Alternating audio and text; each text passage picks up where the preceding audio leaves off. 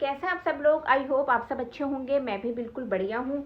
आज मैं आप सभी के साथ एक बहुत ही इंटरेस्टिंग टॉपिक लेकर आई हूँ। ये टॉपिक उन गर्ल्स के लिए है जो बाई चांस अनफॉर्चुनेटली प्रेग्नेंट हो जाती है मैरिज से पहले।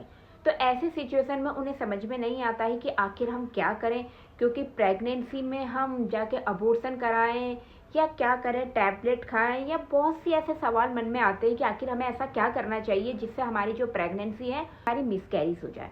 सो गाइस, अगर यही सेम प्रॉब्लम्स आपके साथ भी होती है, गर्ल आप मिस्टेक से आप प्रेग्नेंट हो गई हैं, तो ऐसी सिचुएशन में आपको पता नहीं रहता है कि आप प्रेग्नेंट हो गई है। तो कई बार तो गर्ल्स क्या होती है, 72 आवर्स की जो टैबलेट्स होती है वो खा लेती हैं, उससे पीरियड्स आ जाते हैं।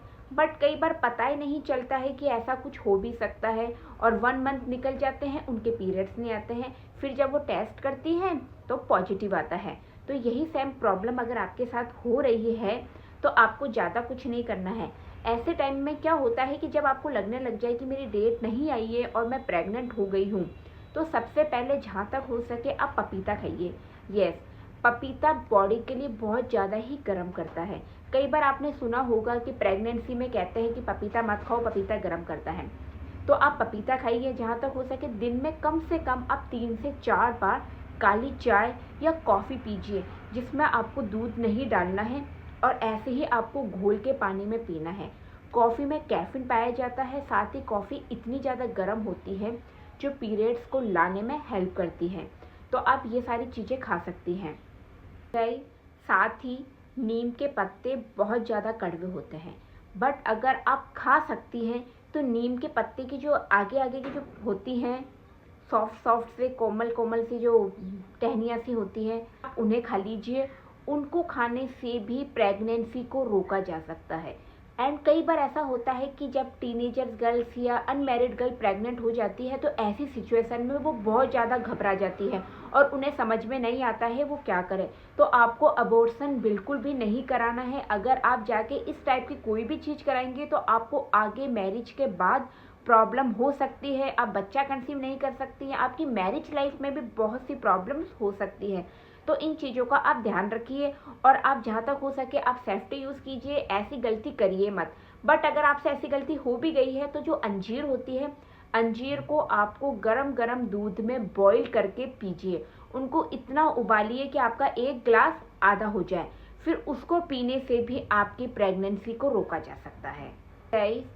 एक लास्ट तरीका बहुत ही बेस्ट है, गर्म पानी में अदरक घोल के पीजिए। इससे भी प्रेगनेंसी को रोका जा सकता है। और ऐसे तो बहुत सारे तरीके आपको यूट्यूब पर मिल जाएंगे। अजवाइन खा लीजिए, वो खा लीजिए, ये खा लीजिए, जल्दी प्रेग्नेंट हो जाएगी। एक रात आपकी प्रेगनेंसी मिसकैरेज हो जाएगी और आपके पीरियड्स आ जाएंगे।